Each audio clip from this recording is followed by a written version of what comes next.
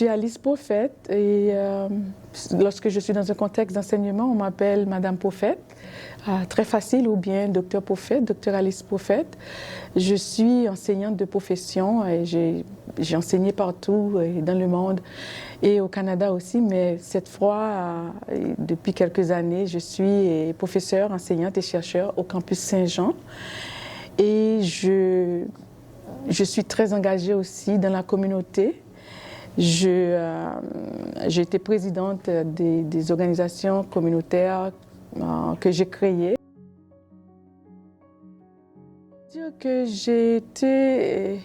je suis à la fois influencée par des figures intellectuelles et par des voix plus discrètes, je dirais, des voix discrètes mais aussi importantes.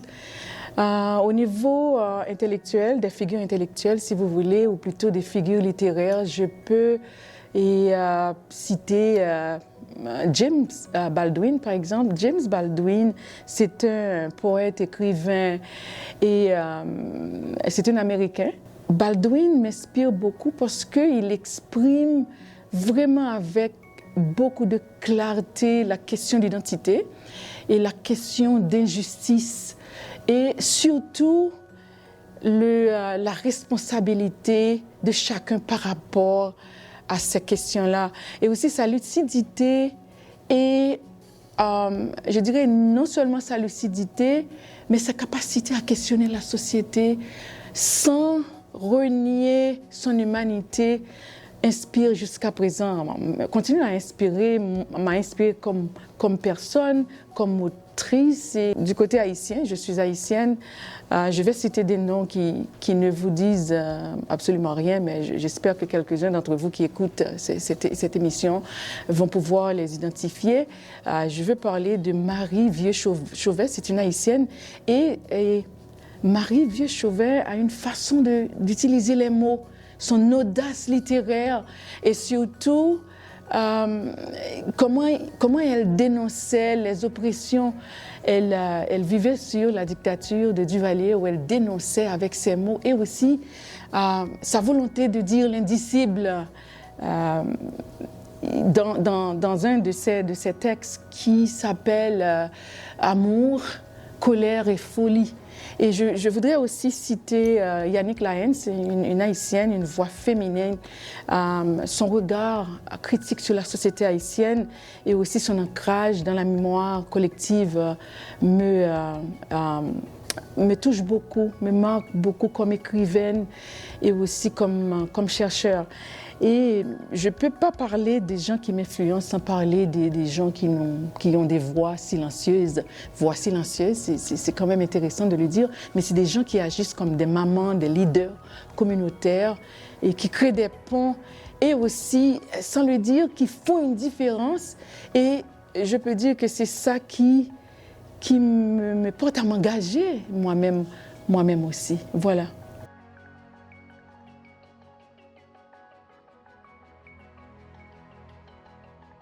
Je dirais que j'ai toujours eu des réserves. J'ai toujours eu des réserves, non pas envers le moi de l'histoire des Noirs, et en tant que tel, mais envers le sens que l'on en donne dans nos institutions. Écoutez, je reconnais l'importance symbolique et l'importance éducative de cette célébration, surtout dans le contexte où les savoirs, les figures, les parcours noirs ont été invisibilisés. Ce que je crains que cette célébration continue à être, ou plutôt cette célébration demeure un événement ponctuel et on oublie et on passe à autre chose, voyez-vous. Et là, je dirais qu'il faut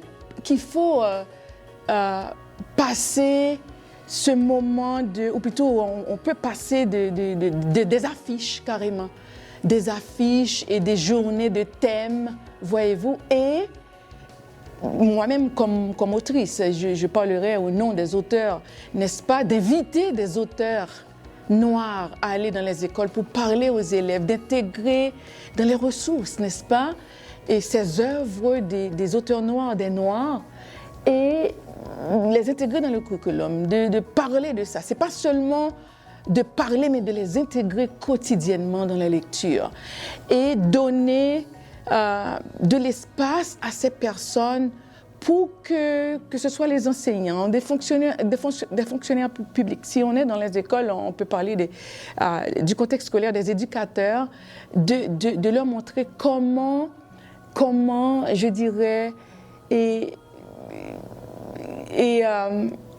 passer du discours, passer de la célébration à quelque chose de concret. Voilà.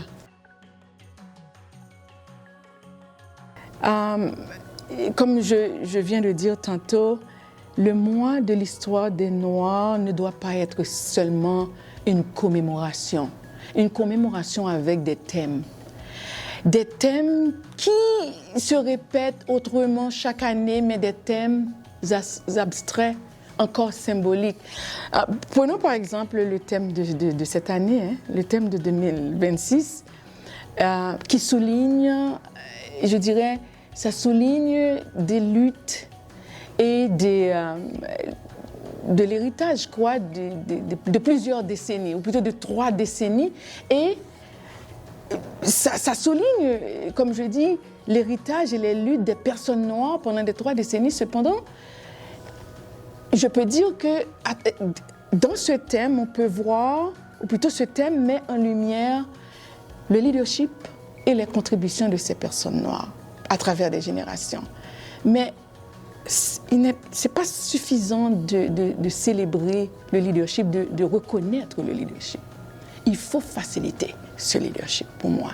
Faciliter, c'est-à-dire de créer des conditions réelles d'accès, n'est-ce pas, au pouvoir, de réduire les inégalités qui persistent et également de bâtir des espaces d'appartenance et de reconnaissance durable.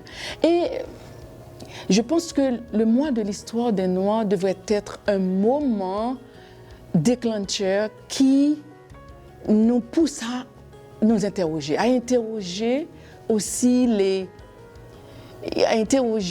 politiques, à interroger les imaginaires collectifs, à interroger nos pratiques, n'est-ce pas? Et ce mois devrait nous inspirer des actions concrètes, comme je viens de dire. Et ces actions concrètes pourraient, l'exemple que je viens de donner, par exemple, d'aller dans les écoles, d'intégrer dans le curriculum les histoires des Noirs. Et voyez-vous, et là, ces actions concrètes peuvent transformer, peuvent voir que nos institutions se transforment dans le sens que ces avancées qui sont célébrées deviennent plutôt des acquis quotidiens, n'est-ce pas, ou bien des acquis dans la vie des personnes noires au quotidien. Pour moi, c'est ça le mois de l'histoire des Noirs qui doivent s'arrêter d'être très abstraits avec des thèmes abstraits.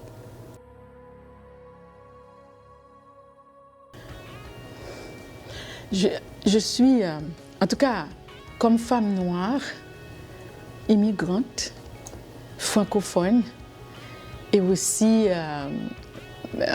académique, je dirais universitaire, plus que je suis triplement minoritaire, et plus que ça, minoritaire. Et je crois que je me retrouve souvent à la croisée des marges. Et l'un des défis, c'est l'invisibilité. Voyez-vous, c'est l'invisibilité. On est toujours à travailler, à se dépasser plus que les autres pour se faire reconnaître, pour reconnaître ses expertises ou ses opinions ou ses propositions et aussi même son humanité. Quelquefois, il faut lutter pour le reconnaître. et femmes noires, immigrantes, francophones, au risque de me répéter, voyez-vous. Et la contradiction, c'est que pendant qu'on essaie de prouver sa légitimité, on porte aussi l'espoir, l'espoir et aussi les rêves de nos communautés. Voyez-vous? Donc, pour moi, c'est des grands défis comme ce que je représente. Et comment surmonter ces défis? C'est de ressourcer dans mes valeurs, dans mes valeurs.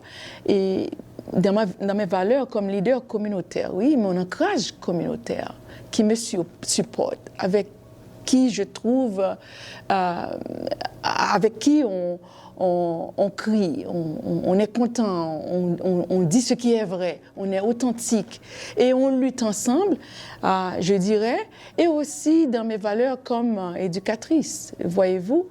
Et en tant qu'éducatrice, c'est quand même une lutte pour la justice sociale.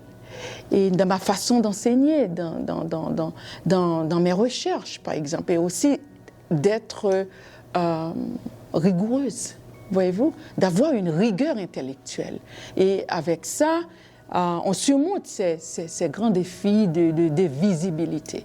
Donc, toujours à se surpasser. Toujours à se surpasser. Donc, il faut cette rigueur intellectuelle. Il faut cet ancrage communautaire. Et il faut aussi qu'on continue à se former, à s'éduquer, à grandir. Et ne pas nier ou renier son humanité. Les organismes communautaires sont des lieux d'écoute, des espaces d'écoute, des espaces de confiance, des espaces de transmission culturelle. Et quand je parle d'espaces de confiance, c'est des espaces où on peut se reconstruire. Parce que non seulement il y a l'entraide, mais on est soi-même. On peut être vulnérable. Là, on peut se reconstruire, on peut découvrir qui l'on est, n'est-ce pas? Qui on a été et qui on veut devenir et qu'est-ce qui est aujourd'hui. Donc, on se reconstruit. C'est une quête de soi. Et cette quête de soi, on peut, et je pense que les organisations communautaires nous facilitent cette quête de soi. Et je dirais aussi que les organismes communautaires, ils comblent ce manque d'accès de représentation, voyez-vous. Et lorsque on ne peut pas aller demander ou de s'exprimer, les organisations communautaires, je peux citer par exemple, si vous permettez, telles que la Coalition des femmes, justement, qui représente, qui c'est un espace qui nous permet de nous représenter, de nous dire. Voyez-vous, si on a besoin de se dire, on peut dire, on peut aller là pour se reconstruire. Il y a d'autres aussi, je parle de la FRAPP par exemple, je suis la présidente de la FRAPP, c'est vrai, je suis au niveau de la gouvernance, mais justement, on comprend que ces organismes sont essentiels dans l'intégration des communautés. Et cette intégration, ce n'est pas une question d'accueil, d'établissement, de besoins physiques, c'est de besoins identitaires, de grandir, n'est-ce pas, de cette quête de soi dont je parlais. Donc, les organismes communautaires ont ce rôle, et un rôle essentiel, je dirais. Mon époque est multiple. Mon époque est multiple et cet impact est ancré dans mon parcours personnel, n'est-ce pas, et mon parcours professionnel. Et je dirais tout d'abord intellectuel par rapport à mes recherches, par exemple, sur la diversité, l'inclusion et aussi le parcours des enseignants qui sont issus de l'immigration francophone et parler de leur parcours, de leur insertion professionnelle quand même nous informe les politiques publiques, informe les universités, voyez-vous. Et aussi, cet impact intellectuel participe aussi de mon enseignement. Je suis professeure à la formation initiale des enseignants. Donc, je prépare des enseignants à travailler, à être conscients des enjeux de l'équité, de la diversité, voyez-vous, dans les communautés scolaires. Et je les outille, n'est-ce pas, pour pouvoir travailler dans un tel contexte. Donc, cet impact intellectuel est présent à ce niveau-là, que ce soit au niveau de ma recherche, que ce soit au niveau de mon enseignement. Et je dirais que cet impact est communautaire également. Et communautaire, il n'est pas sans savoir que je suis leader communautaire aussi. J'ai créé, par exemple, il y a plus de 15 ans, l'organisation haïtienne d'Edmonton, de manière à ce que cette communauté soit sur la carte de la francophonie. Et lorsqu'on est organisé, on est mieux représenté, n'est-ce pas? On exprime mieux ses besoins, n'est-ce pas? Et ça facilite aussi l'accès aux ressources. Donc, c'est un impact que j'ai créé dans la communauté. Et aussi, j'ai créé une organisation, une entreprise sociale aussi qui s'appelle EDICA, qui paraît nouveau, mais ce n'est pas nouveau parce que ça fait depuis 5 ans et maintenant on commence à en entendre parler. Et EDICA œuvre dans l'autonomisation des jeunes et permettre aux jeunes de s'identifier vraiment comme des francophones par rapport à l'avenir aussi. C'est pas que je suis des jeunes francophones et puis c'est fini. Je veux qu'ils comprennent qu'on n'est pas des anglophones en transition. Voyez-vous, nous sommes des francophones. Nous sommes là pour la vitalité francophone. Des activités que mon entreprise sociale fait, c'est donner voix à ces jeunes et surtout parler, l'oral. Et des femmes, quand je parle des femmes, bien entendu, il y a des organismes de femmes et moi-même, l'aspect sur lequel j'insiste, c'est surtout aller chercher, permettre à ces femmes de se reconstruire aussi, c'est-à-dire et de visiter leurs expériences de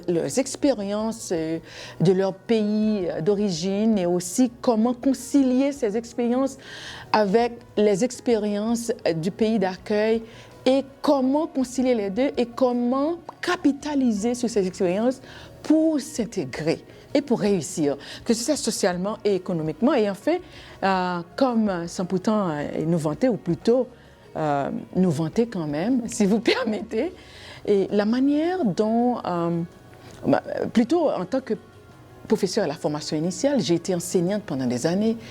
J'ai enseigné partout, que ce soit en Haïti et en Amérique centrale, ici au Canada pendant 17 ans, presque 18 ans, et j'ai enseigné tout le curriculum. Et aussi, enseigner en formation initiale, je prépare des enseignants pour aller enseigner, et en plus, je suis chercheur.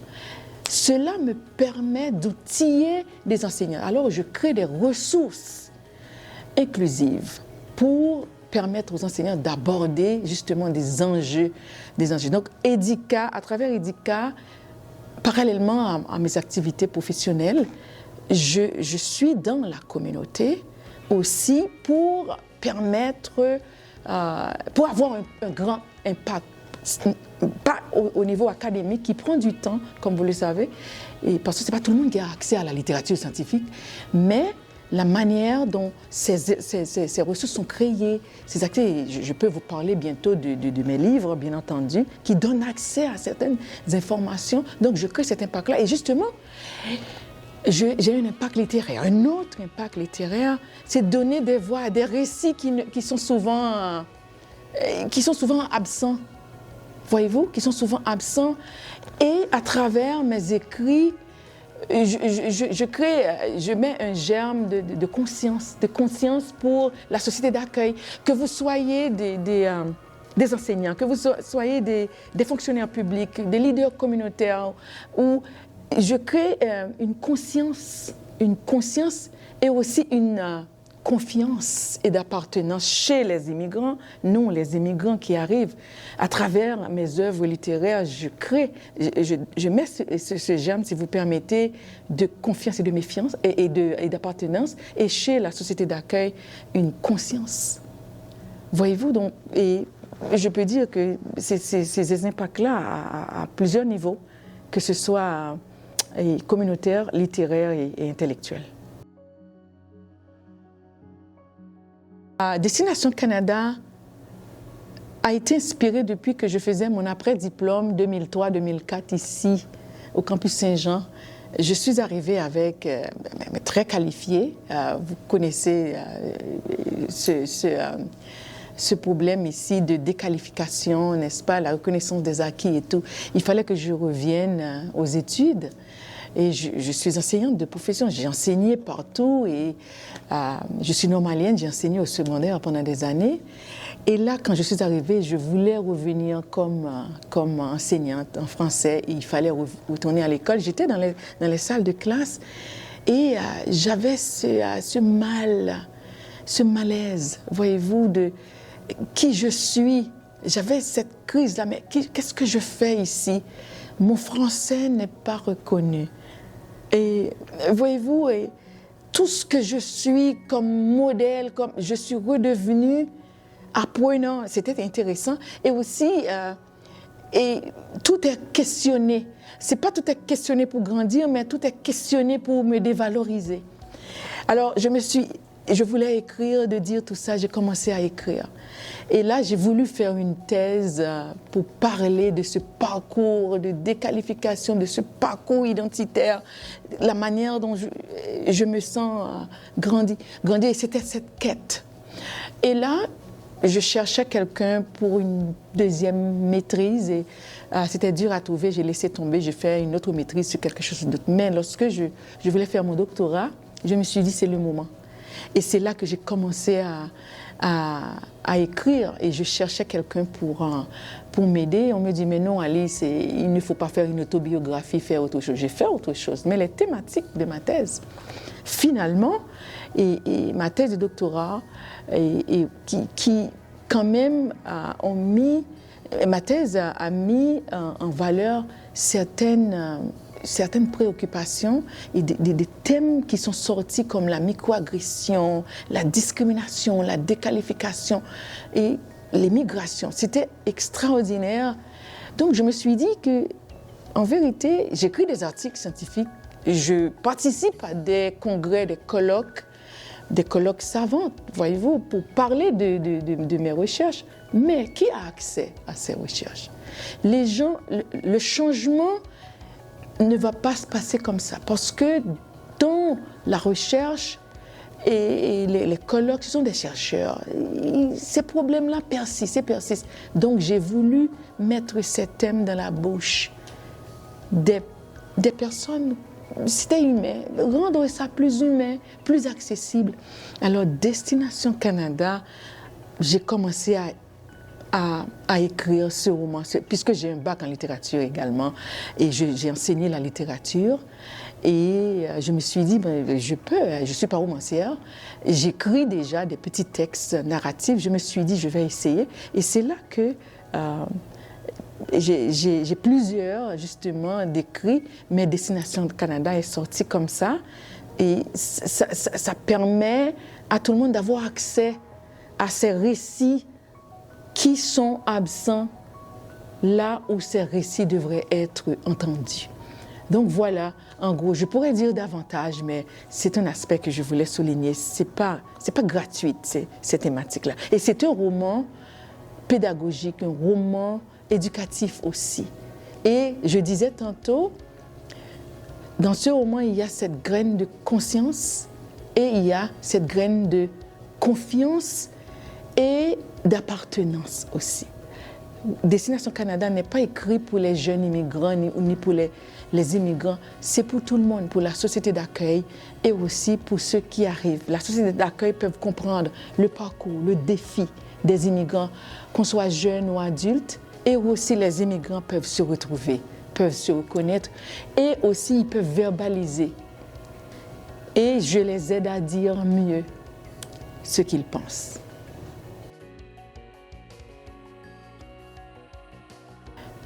Il faut qu'on arrête de célébrer.